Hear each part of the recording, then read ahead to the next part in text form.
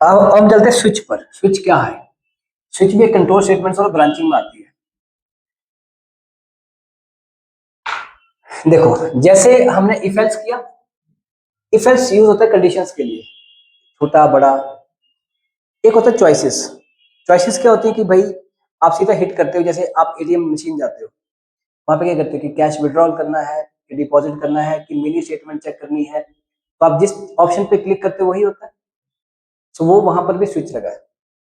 तो it is use for choices, direct option पे hit कर रहा है, मतलब कंडीशन नहीं है इसमें कोई भी कि छोटा बड़ा, सीधा ऑप्शन सेलेक्ट करो चॉइसेस। होने को वो इफ एल्स से भी हो सकता है, बट इफ एल्स को ये कहा गया है कि उसमें क्या होता है कि कंडीशंस दे रहे हैं, जैसे छोटा बड़ा, है ना। इसमें ऐसा कुछ नहीं होता, इसमें सीधा जो ऑप्शन है उसी की अकॉर्डिंगली मैच करेगा। अब होगा क्या कि जैसे मैंने एक एग्जांपल लेता हूँ, इंट, यहाँ पे कोई वेरिएबल ले लिया गया, चॉइस, कोई भी नाम आप ले सकते हैं, ठीक है। अब मैं चाहता हूँ जैसे एक चीज बनानी है आइसक्रीम के लिए, सपोज कि भाई आपको कौन सी आइसक्रीम पसंद है, आप एंटर करो, है ना। तो मैंने यहाँ पे किया कि यहाँ पे दिया प्रिंटफ, यहाँ पे लिखा एंटर वन फॉर वेनिला, कि वेनिला फ्लेवर के लिए आप कुछ एंटर करो, ठीक है। एंटर वन फॉर वेनिला, आप एक बैक स्लैश एन करेंगे, उससे नई लाइन पे देगा, एक ही प्रिंटफ में लिख रहा हूँ। फिर आप बोलेंगे एंटर टू फॉर बटरस्कॉच, फिर back slash n, enter three for chocolate. ये करेंगे वैसे ही खत्म हो जाएगा, सेमीकोलन लगा। Enter one for vanilla, enter two for butterscotch, enter three for chocolate. फिर ये करने के बाद आप स्कैनफ लिखेंगे। तो ये आपने उसको चॉइसेस दे दी कि भाई ये आप एंटर करवा सकते हो, आपने ये परसेंटेज दी, एम% ऑफ चॉइस, कि भाई अपनी चॉइस डाल। फिर यहाँ पे आएगा स्विच, क्या आएगा? स्विच। और स्विच में आपने लिख लिया यहाँ पर कि चॉइस,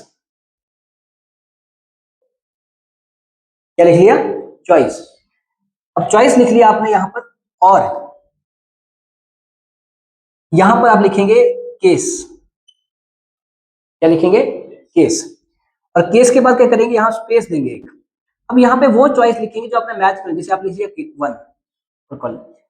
इसका ध्यान रखना, ये केस वन नहीं है, उसको गलत मत समझना कि जैसे बोलते हैं केस वन केस टू, ऐसा नहीं है। ये वो नंबर है जो मैच करवाना है। यहाँ 44 भी हो सकते हैं, यहाँ पे कुछ और, ये वो चॉइस है जो हम चाहते हैं। आज हमने चॉइस ये रखी है, तो फिर आपको ये लिखना पड़ेगा। ओके, तो केस वन लिखा। उसके बाद आप यहाँ लिख लेंगे print F you have got vanilla, ऐसा किया यहां पर, और यहाँ पे ब्रेक कर दिया। फिर ऐसे ही आप लिखा केस स्पेस टू दिया, ये कीवर्ड है, ये लिखा, और यहाँ पे लिख लिया print F you have got butterscotch, ठीक है। दे दिया, ऐसे ही किया, और फिर आपने ब्रेक कर दिया, ठीक है। फिर आगे जगह नहीं बची है, मैं यहां लिख रहा हूं। फिर आगे केस स्पेस थ्री, और आप करोगे print F you have got chocolate, ठीक है। और उसके बाद यहां पर हम क्या कर देंगे, ब्रेक, और लास्ट में लिखेंगे डिफॉल्ट, जैसे एल्स होता है डिफॉल्ट, और यहां पर लिख दिया आपने प्रिंटफ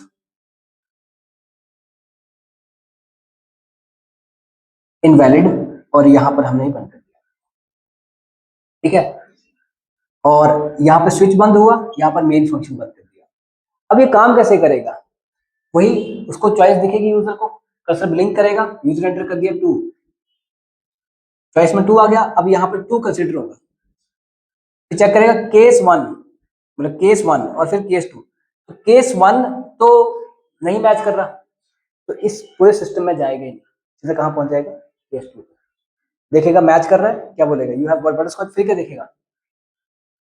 उठाएगा और सीधा स्विच से बाहर। अगर ये भी नहीं है तो फिर केस थ्री के पास जाएगा।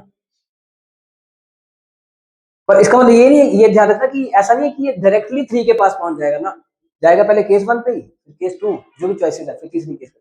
जब ये तीनों नहीं होंगे तो फिर क्या करेगा, डिफॉल्ट। अगर बाई चांस आपने यहाँ ब्रेक नहीं लगाया और आपने एंटर किया 2, या तो जाएगा नहीं, यहाँ पे पहुंचा, क्या देखा, यू हैव गॉट बटरस्कॉच। अब ये क्या करेगा, इस पूरी चीज को अपने अंदर ले लेगा, मतलब इसको कुछ कंसीडर ही नहीं करेगा, और ये भी साथ में आ जाएगा, यू हैव गॉट। ये तो आएगा ही आएगा, ये भी आ जाएगा, फिर ब्रेक लगा होगा, फिर बाहर जाएगा। ये भी नहीं लगाया ब्रेक तो फिर ये भी चल पड़ेगा, ये लगाना है। अच्छा, अब दूसरी बात, जैसे आप इफ में लिखते हो तो इफ के लिए ब्लॉक लगाते हो, और ऐसे जो भी 3-4 स्टेटमेंट उसके अंदर लिखनी है आप लिख सकते हो। यहाँ पे हमने ब्लॉक नहीं लगाया, ब्लॉक लगा स्विच का। क्या केस का भी ब्लॉक होता है? देखो, केस के केस में केस और जहां ब्रेक होता है वहां पे ऑप्शनल होता है कि ब्लॉक लगाना नहीं लगाना। अगर आप इसके अंदर 2 स्टेटमेंट लिखना चाहते हैं, दूसरी भी लिख सकते हैं केस और ब्रेक के अंदर, तो उसी की गिनी जाएंगी। ठीक है, तो आपने ब्लॉक लगाना है या नहीं लगाना है, वो इस केस में ऑप्शनल है। ठीक है, एक और बात, इफ के केस पे भी ऑप्शनल होता है और फॉर लूप के केस पे भी ऑप्शनल होता है। एग्जांपल, मैं लिखा इफ, अगर मैं लिखा 10 लेस देन 10, ठीक है, और मैंने लिखा कि print hello, print of hello. अभी तक मैंने इसके अंदर कितनी स्टेटमेंट लिखी, एक ही लिखी, और एक और भी लिखी है मैंने, प्रिंट ऑफ बाय। अब बेसिकली आपने कोई ब्लॉक ब्लॉक नहीं लगाया, इसका नहीं लगाया ना। अब ये जो कंडीशन है, ये क्या है, 10 is equal to 10, 10 less than तो नहीं है, बट इक्वल टू है 10 के। अब ये कंडीशन ट्रू है कि फॉल्स है? ट्रू है, और मैंने ब्लॉक नहीं लगाया। वो क्या करता है, वो ऑटोमेटिकली जो सिर्फ उसके इमीडिएट बाद वाली स्टेटमेंट होती है, फर्स्ट स्टेटमेंट, वो उसको कंसीडर करता है उसके अंदर, बस दूसरी वाली को नहीं। अगर आप ब्लॉक नहीं लगाएंगे तो सिर्फ उसी स्टेटमेंट को वो कंसीडर करेगा उसके अंदर। अगर आप, तो फिर ब्लॉक क्यों लगाया गया? ब्लॉक लगाएगा जब आपने एक से ज्यादा स्टेटमेंट को उसके अंदर कंसीडर करवाना है। अगर आप सिर्फ एक ही स्टेटमेंट को उसके अंदर रखना चाहते हैं तो ब्लॉक ऑप्शनल होता है, लगाओ या मत लगाओ। Same for the loop also, यहाँ पे ऐसा नहीं है, यहाँ पे मल्टीपल लिखना, सिंगल लिखनी है, ब्लॉक लगाओ या मत लगाओ चल जाएगा। ठीक है, this is how the switch works. अभी आज चॉइस इंटीजर की है, कल को चॉइस कैरेक्टर की हो सकती है। तो चॉइस अगर कैरेक्टर की होगी तो यहाँ पर तो डालेंगे आप कैरेक्टर, यहाँ पे परसेंटेज सी आ जाएगा, और यहाँ पर अगर आप ए जाना हो तो ए सिंगल कोट्स में, कैरेक्टर जब भी मैच होगा यहाँ पे सिंगल कोट्स में होगा, बस इतना सा फर्क है। ठीक है ना।